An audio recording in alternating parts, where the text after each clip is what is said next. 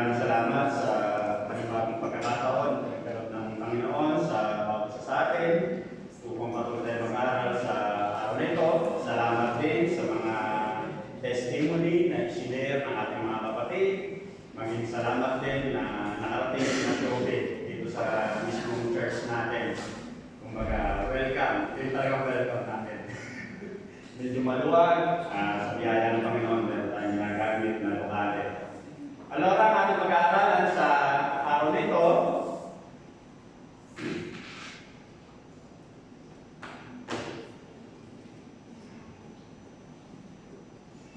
manggagaling sa aklat ng 1 Thessalonians chapter 5, verse 12 to 22. Kumbaga, balikan na natin yung ating series ng 1 Thessalonians. Kumbaga, ito yung second to the last ng ating lesson at matatapos na natin yung ating series ng 1 Thessalonians.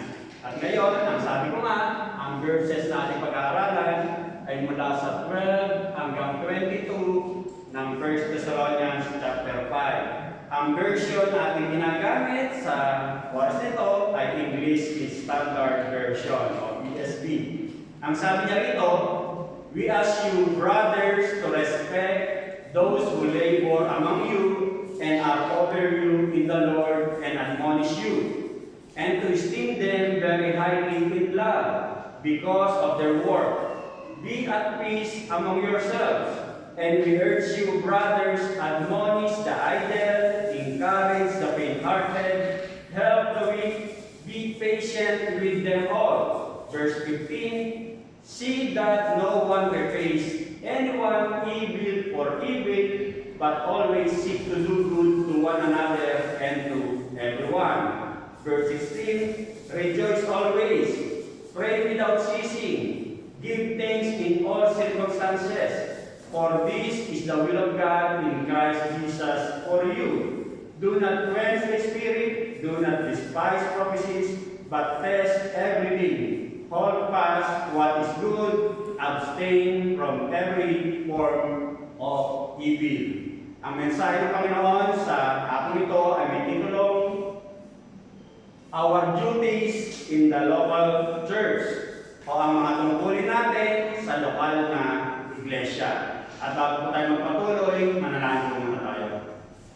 Ama, minsan pa, maraming salamat po sa bigyan mo kami, Panginoon, ng panibagong pribileyo upang kami mag-aral ng iyong mga salita, Panginoon.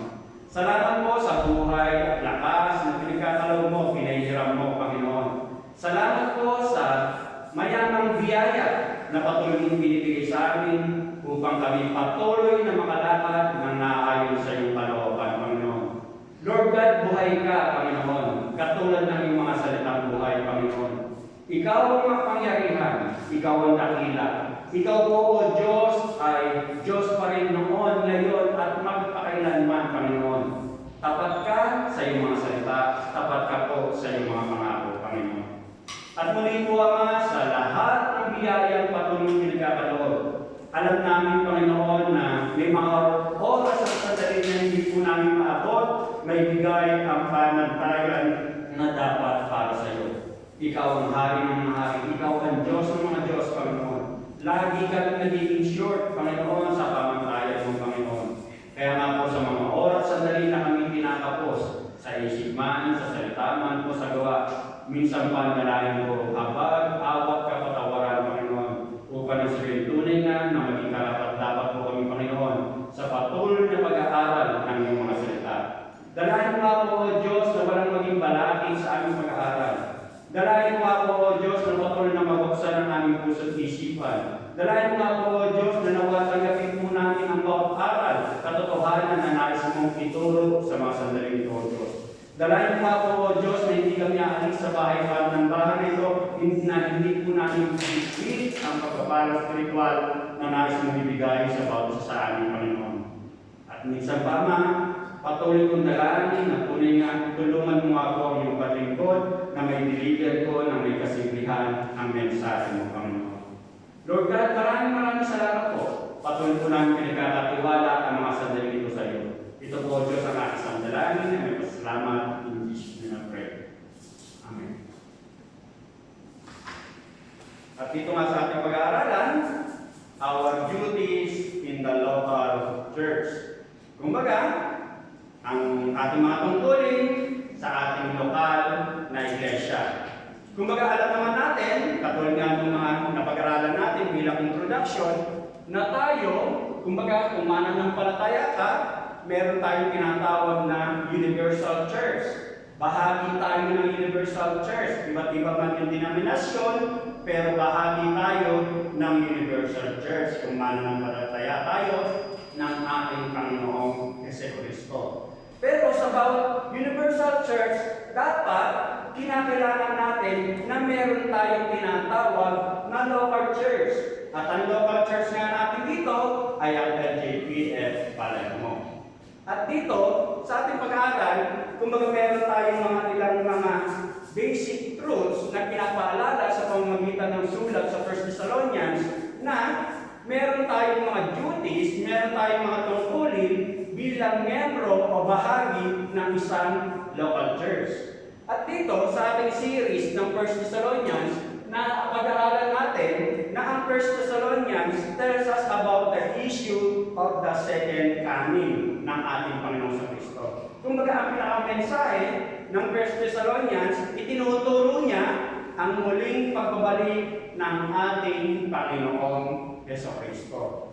At dito, napag-aralan din natin dun sa mga series natin sa 1 Thessalonians na ang iglesia ng Thessalonica, kumbaga, yun yung natanim sa nila, hinihintay nila ang muling pagbabalik ng ating Panginoong Jesucristo, pero dumating sila sa punto na parang masyado silang na-fix ang kanilang pananaw sa muling pagbabalik ng ating Panginoong Jesucristo. Nakalimutan nila yung ilang aspeto na dapat din nilang tingnan habang hinihintay nila ang muling pagbabalik ng ating Panginoong Jesucristo. Napag-aralan din natin na ang ilang mananampalataya sa Iglesia ng Thessalonica dahil sa kanilang paghihintay sa muling pagbabalik ng ating Panginoong Jesucristo, pumasok ngayon na parang hindi na sila nagtatrabaho. Hinihintay nila ang pagbabalik ng ating Panginoong Jesucristo. Pero 2,000 years ago pa yun. Hanggang ngayon, ito pa rin yung ating pinag-aaralan. Ang muling pagbabalik ng ating Panginoong Jesucristo. Pero, malinaw na itinuro mismo ng ating Panginoong Jesucristo, Jesus Himself warned us that no one other than God knows the day or the hour of His return. Kumbaga wala sadya kung sino ang nakakaalam kung kailan yung mismong araw. Kung kailan, kung anong panahon, kung anong buwan. Pero, babalik. Hindi lang natin alam kung kailan. Ang sabi nga sa Matthew 24:36, but about that day or hour no one knows, that even the angels in heaven nor the Son, but only the Father. Kumbaga, muling babalik ang ating Panginoon Jesucristo. Pero yung exact date, exact time, kung saan lugar siya muling magpapakita, walang nakakaalam. Pero babalik ang ating Panginoon Jesucristo. Ngayon, kumbaga, masyado kang na-fix ang tingin nitong mga tao ito sa Iglesia ng Thessalonica dun sa mga logistics, yung mga paano nga parating, kailan, ganyan. Yun ang masyado na napagtuunan. Nakalimutan nila kung ano yung mga importanteng bagay na dapat din nila gawin habang hinihintay ang muling pagbabalik ng ating Panginoong Jesucristo. Ang sabi nga niya rito, what to do until He does return? Ano nga ba ang dapat nating gawin habang hinihintay natin ang muling pagbabalik ng ating Panginoong Jesucristo? Yung unang punto na ating pag-aaralan sa hapon ito, ang sabi nga niya rito, duties to those who serve, na sinasabi rin sa verse 12 and 13. Doon sa verse 12 and 13, muli natin basahin, ang sabi niya nga niya rito, we ask you, brothers, to respect those who labor among you and are over you in the Lord and admonish you, and to esteem them very highly in love because of their work. Be at peace among yourselves. Kung susuriin mo ang sinasabi ni Apostol Pablo sa mga kapatid, dapat ninyong maintindihan, maunawaan na ang tinutukoy ni Apostol Pablo dito sa verse 12 and 13 ay yung mga ginagamit na tagapanguna ng church. Kaya yung unang punto natin, recognize your leaders. Ipinapaalala ni Pablo sa iglesia. At ang sabi nga niya rito, Christians are to recognize their leaders, and leaders are described in 3 ways.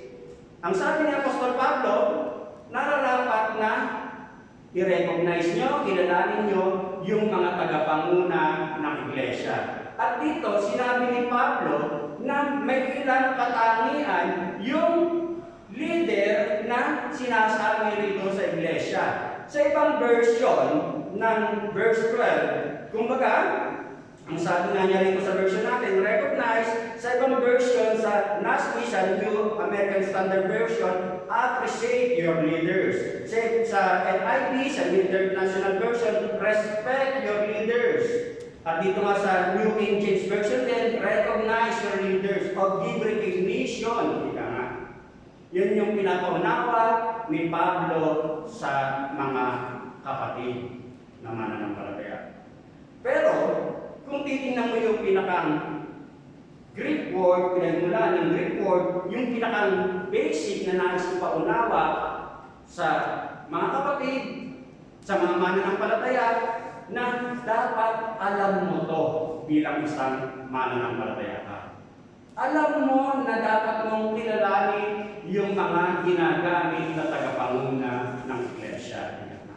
At dito, sinasabi nga na dapat alam mo yung bagay nito, ibig sabihin, yung pagkilala nito kasama yung respeto na dapat ibigay sa mga tagapangunang ginagamit ng iglesia. At sabi nga kanina na rito, kung itong leaders na to, meron siyang description. Meron siyang description kung ano yung ginagawa ng leaders o tagapanguna. Yung una, ang sabi nga niya rito, those who labor among you. Yung mga kapatid na naglalaboro, gumagawa para sa inyo. Kumbaga, yung mga naglalaboro para sa pangangailangan ng iglesia, ng mga kapatid. Kumbaga, sapat yung titulo ng pagiging tagapanguna, oo, kailangan niya. Pero hindi lubusang kinakailangan niya kung sinasabi mong tagapanguna ka naman, pero hindi mo ginagampanan yung tungkulin mo bilang isang tagapanguna. Ibig sabihin, kung sinasabi mong leader ka, dapat nakikita sa iyo na gumagawa ka bilang isang tagapanguna. Dapat ginagampanan mo yung tungkulin mo bilang isang tagapanguna, ika nga. At dito, sinasabi nga na kapag sinabi mong leaders, ito yung mga common na pagkakakilala natin sa iglesia o yung mga elders of the church o yung matatanda ng iglesia. Nandiyan yung mga pastors, mga deacons, mga bishop na ginagamit na matatanda ng iglesia. At dito, kumbaga, ito yung mga ginagamit para magturo, magpahayag ng salita ng Diyos. Kumbaga, itinuturo yung mga pagkain spiritual na dapat kainin ng bawat kapatiran, ng bawat mananampalataya. Naglalaboro ang mga tagapanguna, mga leaders ng iglesia para may mapakain sa pagkain spiritual ng mga kapatid sa iglesia. Yan yung sinasabi na unang pinaunawa na ang isang tagapanguna, leader, kumbaga naglalaboro siya para may pakain pagkain spiritual sa kanyang mga nasasakupan. Yung pangalawa na pinabanggit ni Apostol Pablo, those who are over you in the Lord. Kumbaga, pag sinabing over you in the Lord, ito yung particular reference na ibinigay sa mga pastors and bishops of the church. Kumbaga, ito yung specific na pag sinabi mong over in the Lord, sila yung binigyan ng otoridad ng Diyos para pangunahan ang kanyang iglesia. Katulad ng sinasabi sa Acts 20 verse 28. Ang sabi nga niya rito, keep watch over yourselves and all the flock of which the Holy Spirit has made you overseers. Kumbaga, panatiliin yung batayan, yung mga tupa na ipinagkatiwala sa inyo na batayan pangalagaan. Be shepherds of the church of God, which He bought with His own blood. Kasi, ang mga kapatid sa iglesia, kumbaga tinubos ng Diyos yan ng ating Panginoon sa Kristo dun sa krus ng Kalbaryo. Kaya, bilang isang tagapanguna, overseer, kumbaga, pinapangalagaan ang mga tupa na nasa sa loob ng iglesia. Maging sa 1 Peter chapter 5, verse 1 and 2, ang sabi nga niya rito, to the elders among you, I appeal as a fellow elder, a witness of Christ's sufferings, and one who also will share in the glory to be revealed. Be shepherds of God's flock that is under your care, serving as overseers, not because you must, but because you are willing, as God wants you to be, not greedy for money, but eager to serve. Kumbaga, ipinapakilala ni Pedro dito sa 1 Peter na tulad namin, kayong mga tagapanguna, na dapat nating bantayan ang mga tupa, pangalagaan ang mga kapatid sa iglesia, ika nga. At ang sabi nga niya rito, hindi lang basta napipilitan, hindi lang basta kinakailangan, not because of you must, but because you are willing, dapat ay gusto mo rin na ginagawa mo yan, ika nga. At dito, sinasabi nga na itong tungkulin nito, hindi lang siya basta-basta tungkulin, kasi ang tungkulin ito ay ang Diyos ang siyang nagkaloob. Ang Diyos ang siyang nagbigay ng tungkulin ng trabahong ito sa mga overseers o tagapanguna ng iglesia. At dito, dapat nga natin maintindihan. Ang sabi nga niya rito, leaders are recognized as being over the congregation in the sense of ruling and providing headship. Kumbaga, yung mga pastors, yung mga bishop, yung mga tagapanguna ng iglesia, sila yung binigyan ng otoridad para pangunahan ang iglesia. At ang iglesia, ang mga kapatid, tinuturing niyang katulad ng mga tupa. Kaya ang pastor ay tinuturing din na parang mga tupa. Kumbaga, tinuturing na pastor at pinangalagaan ang kanyang mga tupa. At dito sinasabi na kung paano ang pastor ay iginigbida niya, inaalagaan niya ang kanyang mga tupa, ganun din ang responsibilidad na ginagawa ng pastor. At dito, kumbaga pinapaunawa nga sa atin na ito yung nais ipakilala ni Pablo sa church ng Thessalonica. At napag-alaman natin sa ating pag-aaral na kung i-review natin, alam natin na ang church sa Thessalonica ay young church, bagong iglesia. Wala pa sigurong halos 1 taon. Ngayon, sa pagbisita siguro ni Timoteo para kumustahin ang church ng Thessalonica, maaaring si Timoteo ay naghiran ng mga pastors, leaders na magiging tagapanguna sa church sa Thessalonica. Kaya maaaring nagkaroon ng medyo konting agam-agam, may mga nagre-reklamo, may konting insubordination, kasi ang church ng Thessalonica, bagong iglesia pa lamang, siguro iniisip nitong mga kapatid sa iglesia na pare-parehas lang kaming bagong mananampalataya. Halos sabay-sabay lang kaming nakakilala sa Panginoong sa Kristo bilang personal Lord and Savior. Tapos itong kapatid na ito ay itatayo bilang isang tagapanguna ng iglesia. Maaaring gano'n, ano nga nagiging problema? Kaya ang paalala ni Pablo sa iglesia, dapat kilalanin ninyo yung mga tagapanguna ng iglesia. Nangyayari din yan kung minsan. Halimbawa, magkakaklase sa Bible school. Magkakasama sa church, sabay-sabay na nag-aral. Pero sa pag-aaral, ay merong maitatayong deacons, may maitatayong pastor. Minsan na nagiging problema yung insubordination, yung pagsunod. Pero hindi nila naiintindihan na ang Diyos ang siyang may control sa lahat ng bagay. Kapag ikaw ay natayo dyan, yan ang kalooban ng Diyos kung bakit ka natayo dyan.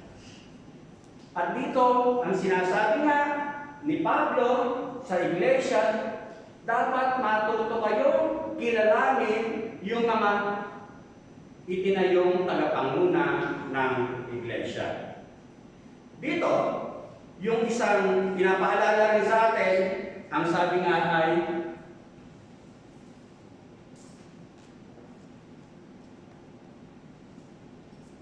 those who admonish you, yung mga nagpapaalala sa inyo.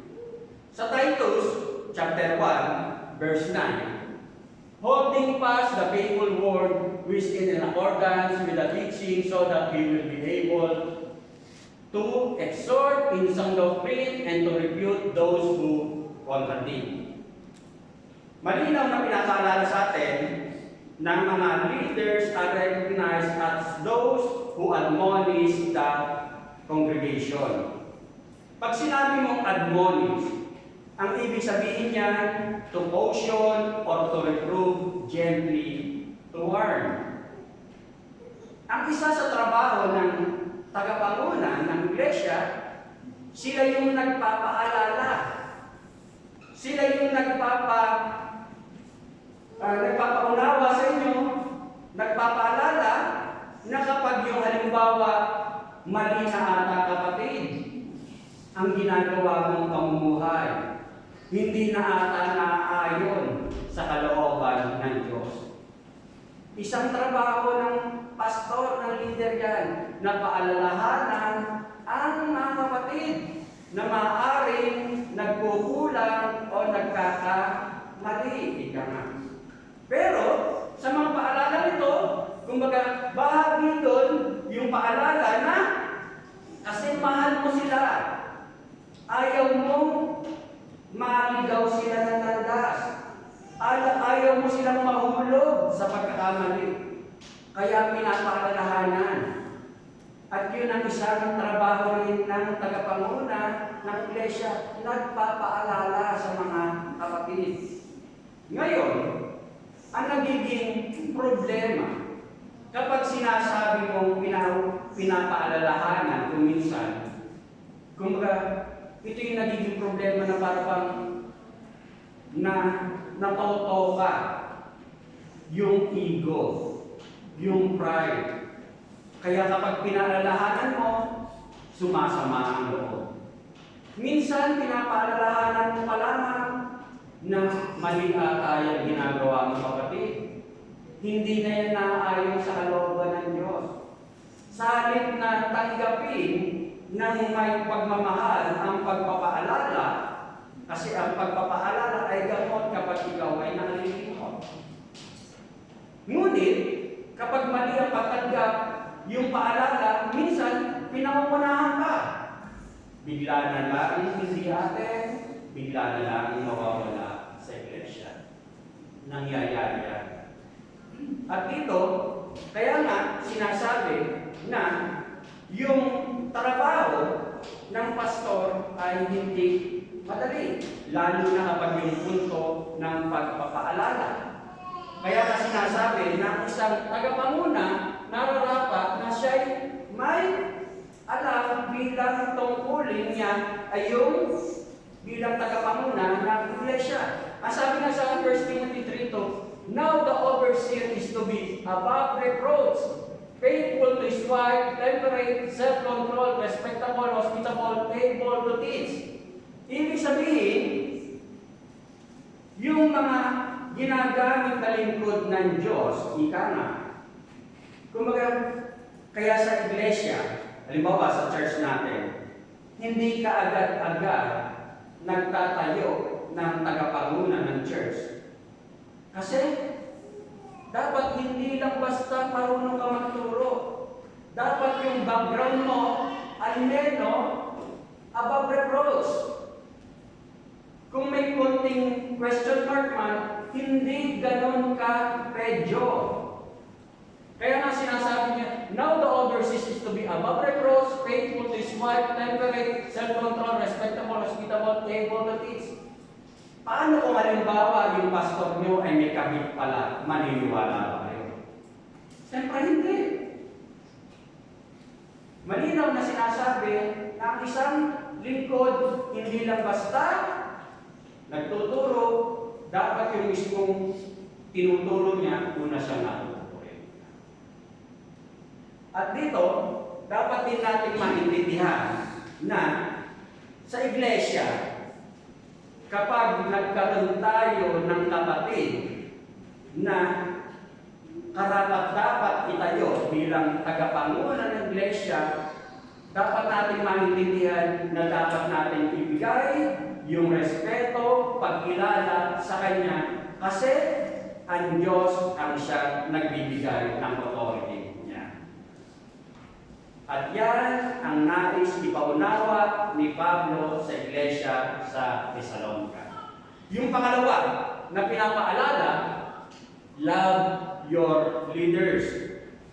Mahalin nyo ang inyong mga tagapanguna. Sa verse 13 ng ating text, sasabi nga niya rito, and to esteem them very highly in love because of their work. Nakita natin kanina na hindi madali ang trabaho ng isang tagapanguna ng iglesia. Kaya nga sabi nga niya rito, kumbaga, yung respeto, yung pag-ibig na dapat ibigay sa mga tagapanguna ng iglesia, ipinaunawa ni Pablo sa church na dapat ninyong ibigay, mga kapatid.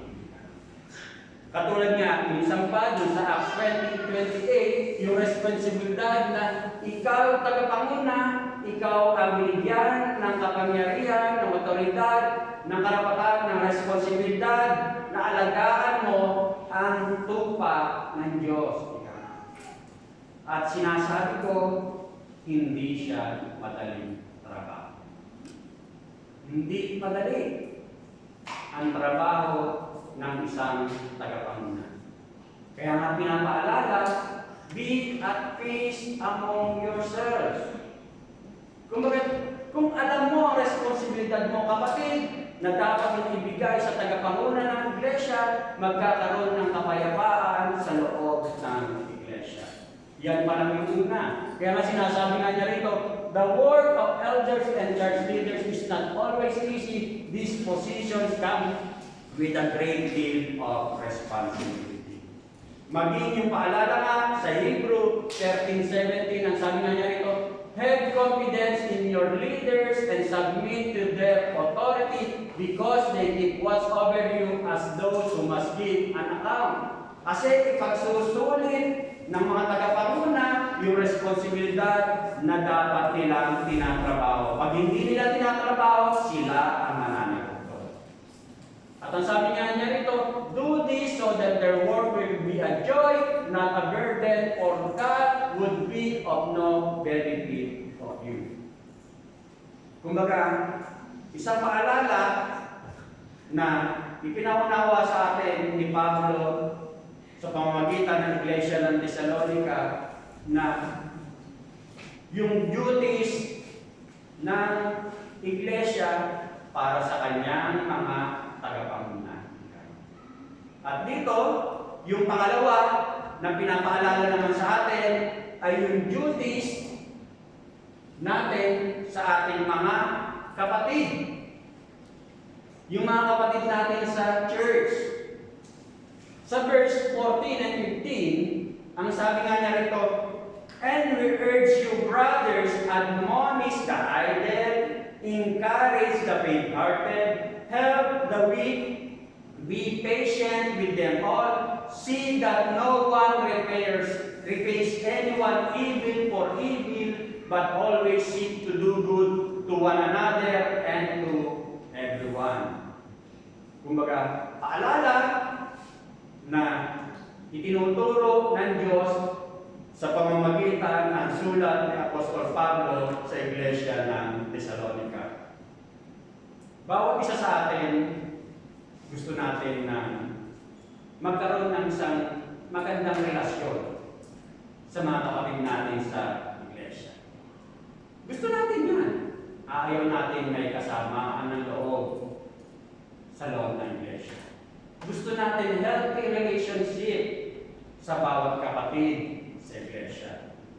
Pero ang katotohanan na hindi ito basta-basta madedevelop kung wala kang ginagawang pagkilos. Hindi siya basta-basta na lang pag-blossom na magiging okay ang relasyon ko kay kapatid na ikaw na lang lagi nakaganon sa Iglesia. Imposible. Dapat may ginagawa tayo para maging joke-joke lang yun, ha?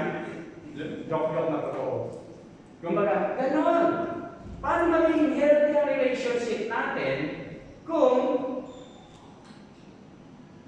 kumbaga, gusto mong maging healthy ang relationship mo sa loob ng church, o halimbawa gusto mong maging healthy ang relationship mo sa kapwa mo youth, kung naghihintay ka na lang na lagi ka na lang nakaganito. Hindi mangyayari yun.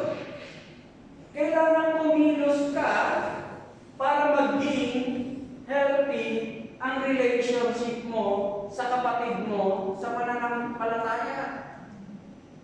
Yun ang nais ipaunawa sa atin. At dito, sinasabi nga na ang church, the church is a family of God. Pamilya ng Diyos. Lahat tayo tinubos ng ating Panginoon Kristo para tayo magkaroon ng relasyon sa Kanya, magkaroon ng buhay na walang hanggan. At ang pinapaalala nga sa atin, be at peace among yourselves. Nawa pagsama-sama tayong may kapayapaan. Ang bawat isa sa atin.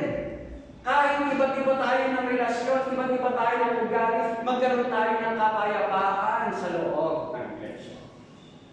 At ang sabi nga rito sa verse 14, ang sabi nga niya rito, and we urge you, brothers. Kung ka talagang sinasabihan ko na, gawin ninyo mga kapatid. Gawin niyo mga kapatid na maging maayos ang relasyon niyo sa bawat isa. At dito, pinapaalala sa atin na sinasabi na gawin natin kasi sa loob naman kasi talaga ng Iglesia, may mga sitwasyon talaga dahil na iba't iba tayo galing, may mga tao kung minsan na talagang tinatawag na difficult people. Mga taong ang hirap minsan pakibagayan. Totoo yan. At ang sabi nga niya rito, kumbaga, pero ang sabi, dapat magkaroon tayo ng kapayapaan sa loob ng Iglesia. At ang paalala nga ni Pablo na totoo, may may mga difficult people sa loob ng church. Pero dapat magsama-sama tayo na may kapayapaan sa loob ng iglesia. At dito sa verse 14 and 15, ang pinapaalala sa atin dito, hindi lang basta mga church leaders, maging lahat sa iglesia ay pinapaalalahanan na kinakailangan natin magkaroon ng tamang attitude para magawa natin ito. Hindi lang si pastor ang mag-a-adjust sa bawat isa. Bawat isa sa atin mag-a-adjust. May responsibilidad tayo, may tungkulin tayo na gawin natin na magkaroon tayo ng kapayapaan sa bawat isa sa loob ng iglesia. At dito, kumbaga, yung paalala na sinasabi nga niya dito, sa pagpapaalala, kasi nga may mga difficult people na tinatawag sa church, yung pagpapaalala, hindi siya basta-basta na parang puro panunumbat ang gagawin. Kumbaga may habag, may pag-ibig, pero naroon yung katotohanan, yung just ika nga. Kumbaga, oo, mahal kita, naawa ka ako sa iyo, pero dapat mo malaman ang katotohanan ito. At dito, sa Roman numeral 2, meron tatlong uri ng tao na pinakikilala. Una, the idle. Sa ibang version, unruly, undisciplined, sa mabuting balita, tamad. Yan. Sa loob ng iglesia, meron din yan. Yan ang pinapaalala ni Pablo. Yung unang grupo ng idle, unruly, undisciplined, sa ibang version, unruly, sa ibang version, undisciplined, sa mabuting balita, tamad. At dito, ang sabi nga niya rito, the word came to refer to anyone who did not perform his duty or follow through on his responsibility. Ang tinutukoy dito, ito yung mga tao o mga kapatid sa iglesia na hindi niya ginagampanan yung kanyang tungkulin na dapat niyang gawin sa loob ng iglesia. Hindi niya ginagampanan yung kanyang responsibilidad sa loob ng iglesia. Ito yung sinasabing mga idol o tamad o walang. Ito rin yung sinasabi na this is the self-willed person who simply demands to hold his own opinion or preference. Na ito yung paniniwala ko, ito yung gagawin ko sa sarili ko. Ika nga, lagi siyang nakasalungat sa kabuuan ng kapatiran. Kung ano yung gusto kong gawin, ito ang gagawin ko. Lagi siyang salamat sa loob ng gawain sa iglesia. Ito yung mga unruly na sinasabi. Na kung ano yung gusto niyang gawin, yun yung kanyang gagawin. At dito, sinasabi nga na kapag sinabi mong idle o undisciplined, hindi lang naman ibig sabihin na gumagawa ka ng mga bagay na may kinalaman sa kasamaan. Hindi lang yun. Ito rin yung mga tinutukoy na undisciplined ka, unruly ka, na alam mo may magagawa ka para sa ikauunlad ng kaharian ng Diyos, ikauunlad ng iglesia, pero hindi mo ginagawa. Alam mong meron kang tungkulin, alam mong ito yung spiritual gifts, kakayanan na binigay sa'yo ng Diyos, na ibinigay ng Diyos yan, hindi para pang sarili, kundi para gamitin mo para sa glory ng Diyos, pero hindi mo ginagawa. Undisciplined din yan, unruly rin yan. Tamad din yan, kasi sarili lang niya ang inisip. Yan. Yan yung sinasabi ni Pablo. Isang grupo na meron sa loob ng iglesia.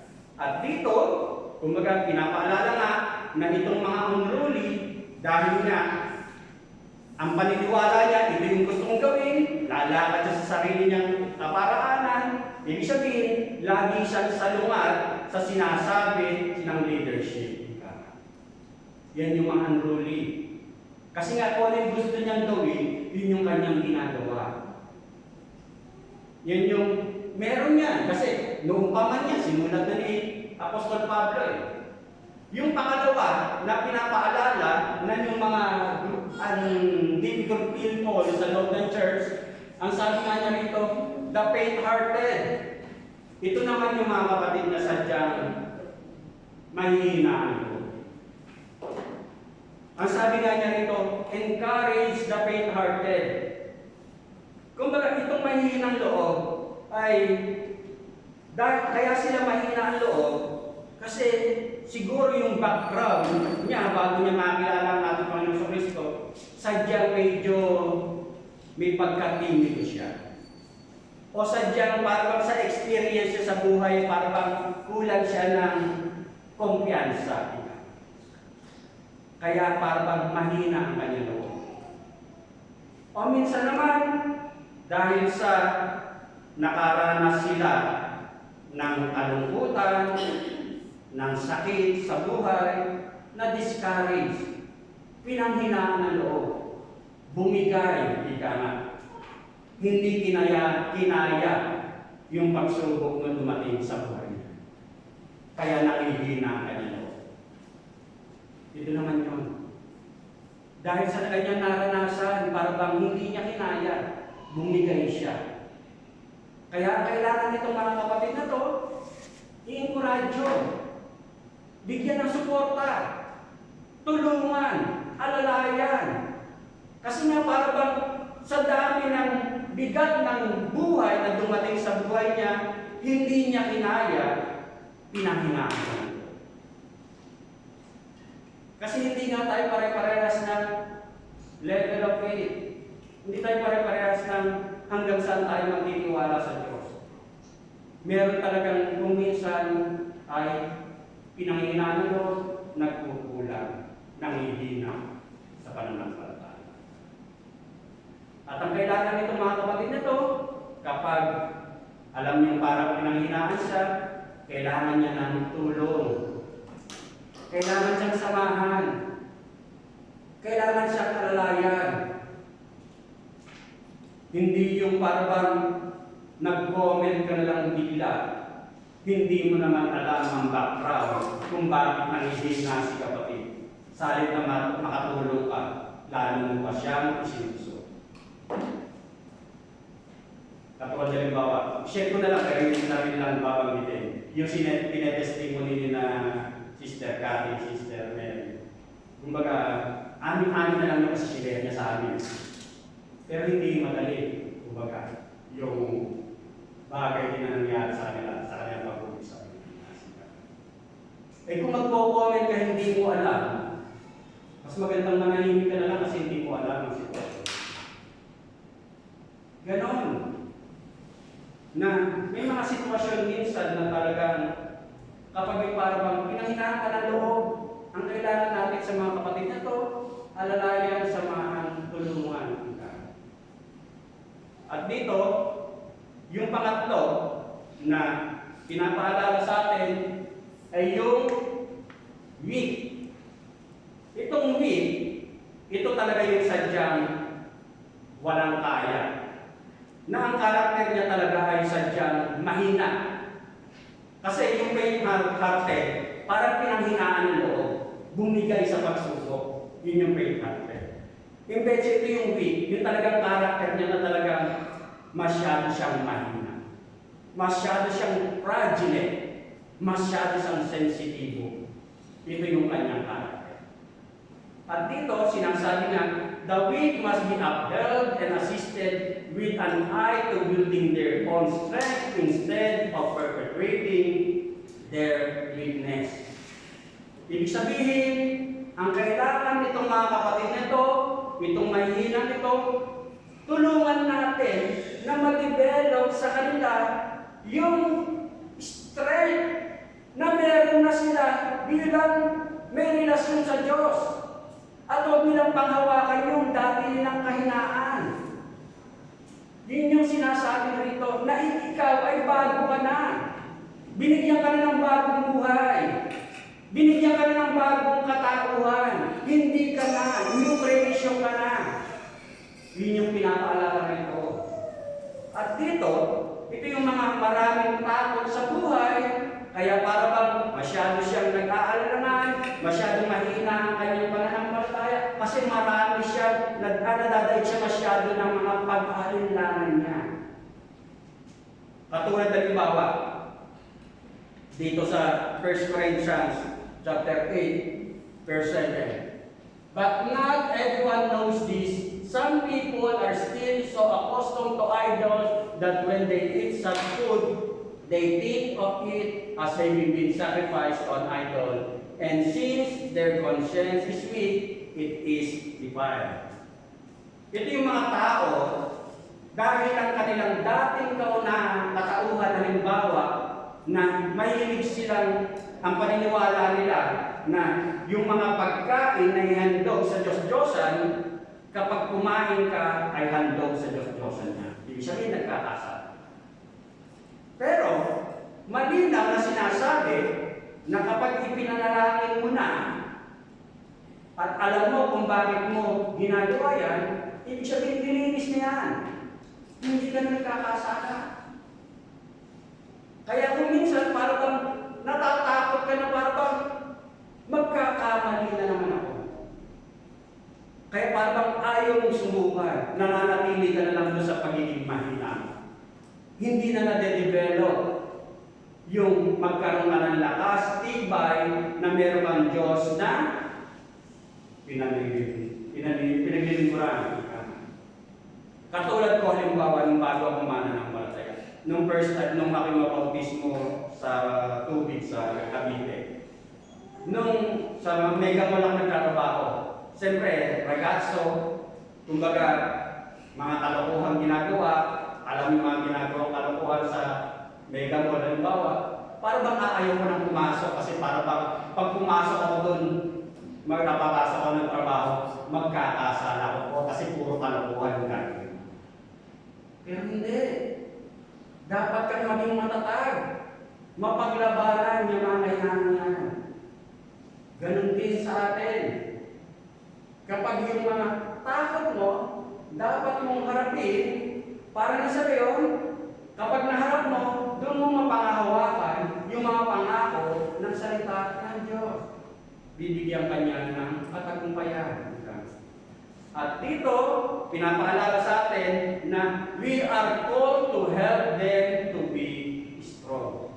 Kaya mga kapatid, kapag may mga kapatid tayo na alam nyo na ang karakter niya ay masyadong mahina, dapat natin silang tulungan na maging matatag, matapang dahil isa ka ng bago kung kilala. Kumbaga, the weak need to know they are not alone. Meron silang kaagapay, kasama, para sa gayon, maging matatag sila na harapin anumang kahinaan na kanilang pinatawag. Ngayon, yung isang pinapaalala pa rin sa atin dito, be patient with them all. Maging pasensyoso tayo sa lahat ng ito. Kasi nga, kung minsan sa tagal, kumbaga para bang, pag sinabi mong be patient with the restraint of anger. Iwasan natin magalit. Kasi kung minsan, ang tagal-tagal niya ng Kristiyano, lagi na lang ganyan, hindi nagbabago. Kaya kung minsan napipigong ka na, nagagalit ka na. Pero ang sabi kapatid, iwasan natin. Huwag tayong magpadala, huwag tayong magalit. Maging pasensyoso tayo, magpasalamat tayo, hindi tayo yung mga yan. Kumbaga, pinapaalala sa atin, be patient. Though different approaches must be taken with different people, Christians must be patient with all. Kumbaga, dito sa mga grupo ng tao ito na sinabi ni Apostol Pablo, iba't-iba yung ating pakikitungo na dapat gawin. Pero ang dapat natin maintindihan na sa pakikitungo natin sa kanila, kumbaga dapat maging pasensyoso tayo sa kanila. Siyempre, iba't-ibang cases, iba't-iba ang pakikitungo sa kanila. Pero dapat maging pasensyoso tayo. At dito pinapaunawa nga na this is because Christianity is shown by its ability to love and help difficult people. Kasi nga, bahagi ng pagiging Kristiyano ay matuto kang ibigin, tulungan ang mga taong hindi kaibig. Pinapaalala sa atin.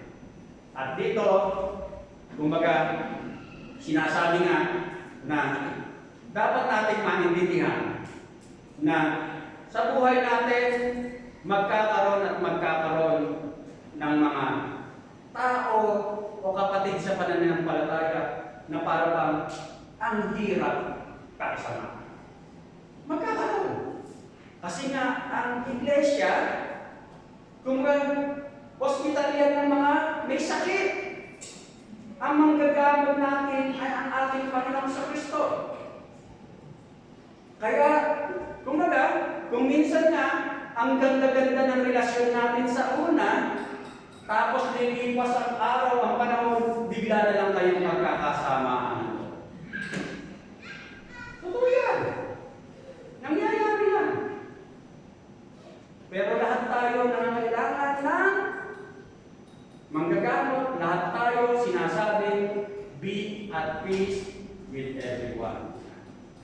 At dito, isang pinapaalala nga rin sa atin sa verse 15, ang sabi nga niya rito, see that no one repays anyone evil for evil, but always seeks to do good to one another and to everyone. Kaya kapag yung para bang sa tagal, lagi na lang ganyan si kapatid, huwag mong gantihan ng masama. Isipin mo na lang kung ano yung mas makabubuti para sa kanya. Ang sabi, see that no one repays anyone evil for evil, but always seeks to do good to one another and to everyone. Isang paalala na itinuturo ng Diyos sa atin sa mga sandali nito. Yung pangatlo, duties to ourselves. Kung may duties tayo sa mga lingkod ng Diyos sa iglesia, may duties tayo sa mga kapwa nating mananampalataya, meron tayong duties para sa ating mga sarili. Sa verse 16 to 22, ang sabi nga niya rito, rejoice always, pray without ceasing, give thanks in all circumstances, for this is the will of God in Christ Jesus for you. Do not quench the Spirit, do not despise prophecies, but test everything, hold fast what is good, abstain from every form of evil. Kung titignan mo yan, itong ikatlong punto natin, kumbaga, ipinaunawa sa atin kung ano yung attitude at kung ano yung aksyon na dapat natin gawin. We are called to do and live for our lives for God. Bilang isang lingkod ng Diyos, bilang isang hinirang ng Diyos, ito yung dapat ng mga attitude, aksyon na dapat natin ginagawa. Dapat nating maintindihan na ang buhay pa lamang ay sadyang mahirap na. Kumbaga, alam natin, life is a war. Ang buhay ay isang pakinibigma. Mahirap na ang buhay. At dito, dapat natin maintindihan. Noon, sa panahon namin, wala pa namang social media, hindi uso yung mga depression noon. Hindi uso yung depression noon sa panahon namin. Pero sa panahon ngayon, konting problema lang, depression na, depressed na, nalulungkot. Sa panahon namin, hindi uso yung depression. Walang ganun. Pero, isang katotohanan na sinasabi na, kumbaga, ang buhay sadyang mahirap. At ang pinaunawa sa atin dito ni Pablo na Apostle Paul encourage us to rejoice always. Oo, mahirap ang buhay. Mahirap ang buhay, pero laging pinapaalala ni Pablo na lagi tayong magala. Pag sinabi mong lagi kang magala, the verb tense of the word binigay sa continuous action. Ibig sabihin, ito yung lagi natin dapat maalala na magalak tayo sa sitwasyon ng buhay na nangyayari sa atin. At dapat natin maunawaan na yung consequences ng pagiging rejoice o rejoiceful, ika na nakabase yun dahil sa kaligtasan meron ka na pinagkaloob ng ating Panginoong sa Kristo mula doon sa krus ng Kalbaryo. Dapat natin maintindihan at hindi nakasalalay kung ano yung sitwasyon na nangyayari sa iyo sa mga sandaling ito. Hindi yun. Katulad na rin bawa nga nung pinag-aralan natin dun sa prayer meeting na God's goodness of God, yung kabutihan ng Diyos ay dahil siya'y mabuti. Hindi nakasalalay kung anong sitwasyon na meron ka. Yun ang dapat natin maintindihan. Kaya nga, rejoice always, hindi nakasalalay kung pangit ang kalalagayan ng sitwasyon mo. Kasi pansamantala lang yung mga bagay na yan. Oo, mahirap. Pero, pinapaalala nga sa atin na dapat tayong magalak lagi. Kasi ang tunay na kalagayan natin, ang tunay na kagalakan natin, ay kung ano yung meron tayo. Yung kaligtasan mula sa Diyos. Kasi yung mga dito sa mundo ito, pansamantala lamang yan. Yun ang dapat natin panghawakan. At dito, dapat natin maintindihan na yung kagalakan niyan ay nanggagaling yan from within. Kung ano yung meron ka, mula yan sa Santong Espiritu, hindi yan nakabase sa sitwasyon na nangyayari sa paligid mo. Yun yung tunay na kagalakan. Kaya nga kahit parang nahihirapan ka pero nakangingiti ka pa rin eh. Kasi alam mo kung ano yung meron ka. At dito, sinasabi nga na may kasiguraduhan yung kagalakan na yan. Kumbaga, kasi yung kagalakan natin ay from within. Mula yan sa Santong Espiritu pinagkaloob ng Diyos. Madali. O sabihin natin, ang hirap ng buhay. Ang buhay ay isang gera pakikipagbuno. Madaling isipin na puro negatibo ang tututukan mo. Madali. Pero ikaw ang talo kung puro negatibo ang tututukan mo. Kaya ang dapat mong gawin, kapatid, ang duty mo sa iyong sarili ay lagi kang manalangin pa rin. Kumbaga, we are called to pray constantly. Kumbaga, huwag mong putulin yan. Huwag mong baliwalain yung obligasyon mong makipag-usap sa Diyos. Kung sa buhay mo, kailangan mong laging kumain para maging malakas ang iyong katawang pisikal, kailangan mong pakikipag-usap, pananalangin, kasi may relasyon kang spiritual sa Diyos. Kailangan mo yan. Responsibilidad niya, tungkulin mo yan, gawin mo yan. Huwag mong pabayaan yan. Kaya nga, kumbaga, kapag yung may mga sitwasyong hindi maganda sa buhay natin, ang unang naapektuhan ay yung kagalakan. Tapos hindi ka pa mananalangin, ay lalo ka manulupay pa. Kailangan mong manalangin kasi yung pray without ceasing means our souls are constantly elevated to God. Lahat inihinga natin, sinasabi natin, binabanggit natin lahat sa Diyos. Kung ano man yung mga parabang, nabibigatan ka o nahihirapan ka. Sa Kanya mo inihinga, sa Kanya mo sinasabi.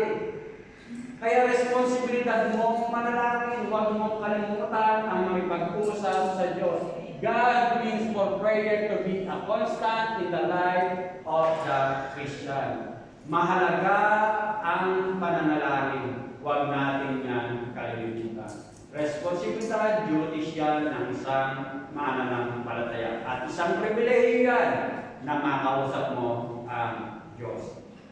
At ang isang pinapaalala pa sa atin, dun sa verse 18, ang sabi nga niya, give thanks in all circumstances, for this is the will of God in Christ Jesus for you. Ano sabi? Matuto raw tayong laging sa lahat ng sitwasyon, sa lahat ng sirkumstansya ng buhay, sapagkat ito ang kalooban ng Diyos in Christ Jesus for you. Nahihirapan ka, nasasaktan ka, parang gusto mo nang bumigay, ito pala kalooban ng Diyos para sa akin. Ang hirap intindihan, no? Pero dapat natin mapanghawakan, sabi rin ng Diyos, all things work together for good. Hindi mo lang maintindihan kung bakit mo nararanasan ngayon yung mga sakit na yan, pero kalooban ng Diyos yan kasi may tinuturo.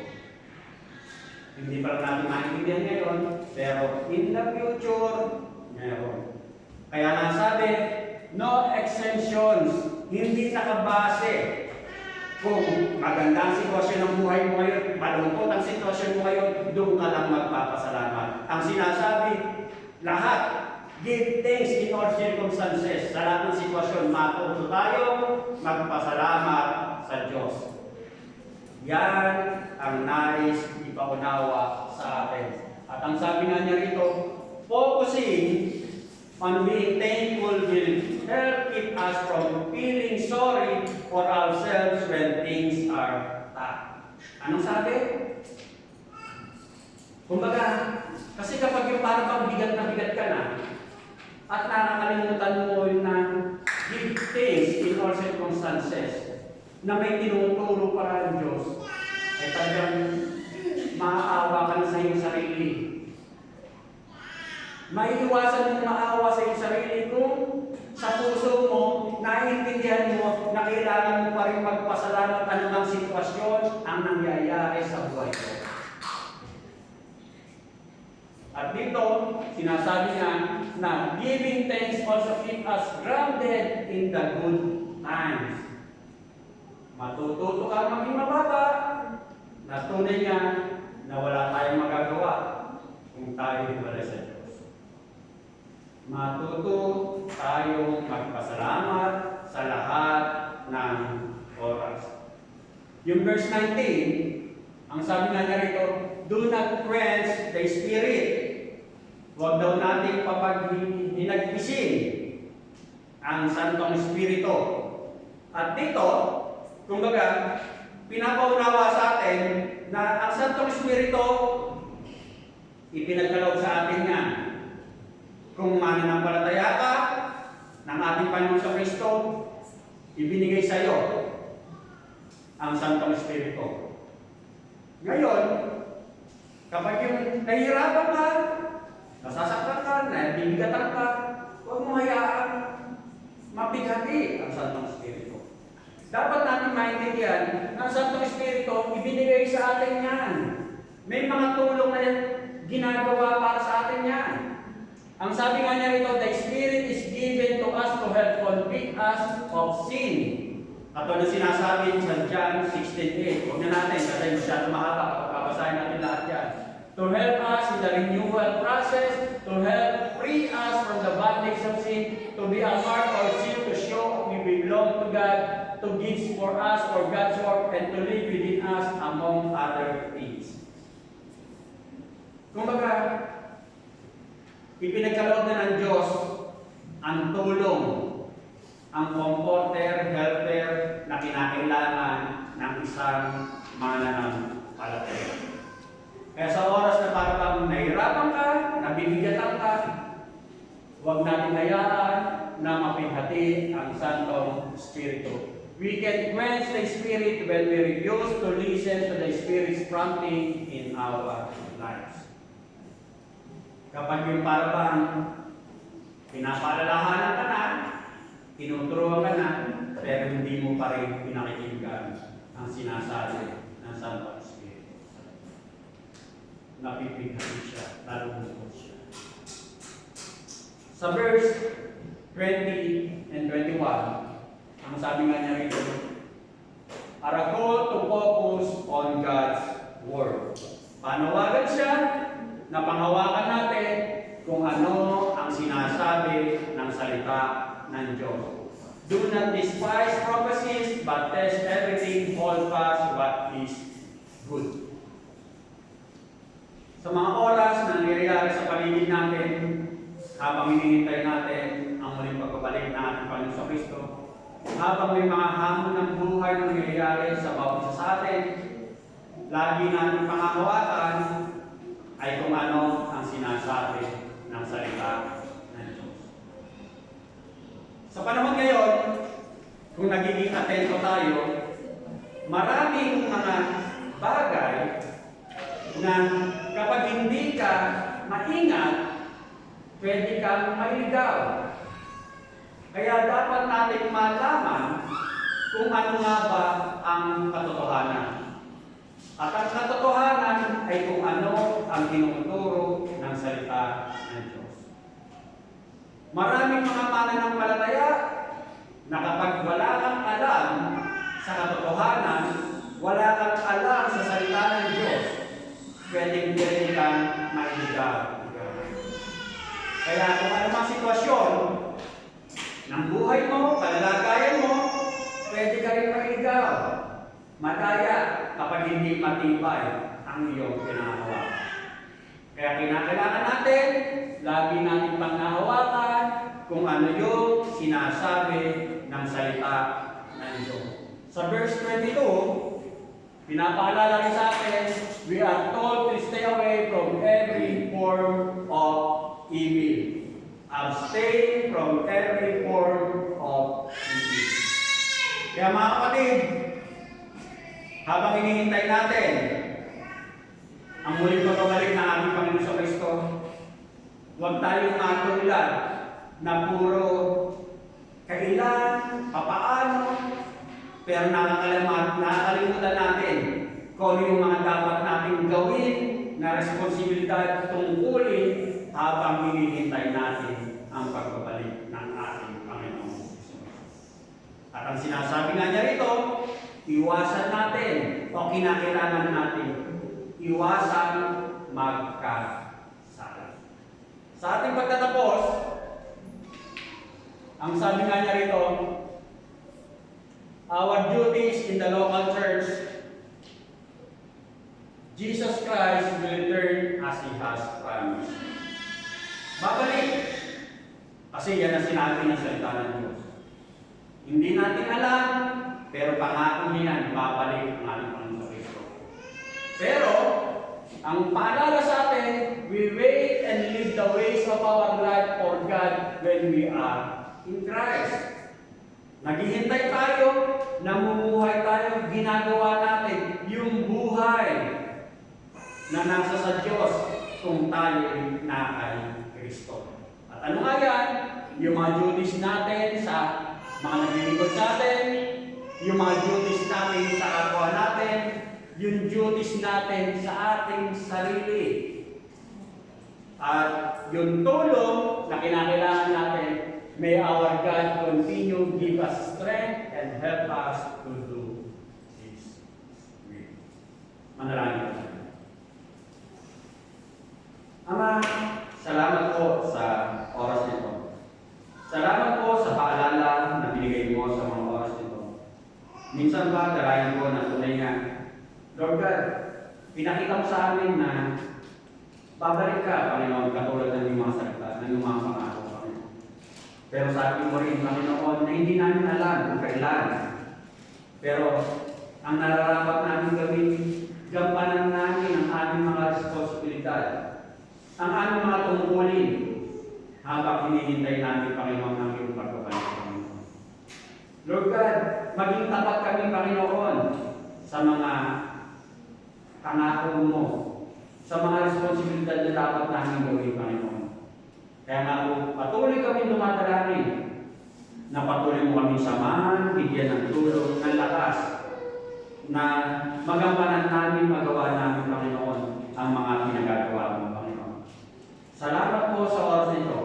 At ang dalangin nga po, Diyos, na tunay nga, hindi lang po namin napakinggan na pag-aralan ang mensahe nito, bagkus ito ay patuloy na magpapaalala. Nagampanan po namin, isa pamuhay po namin, Panginoon, ang mga katotohanan mula sa iyong mga salita. Salamat po, Ama. In Jesus' name I pray. Amen.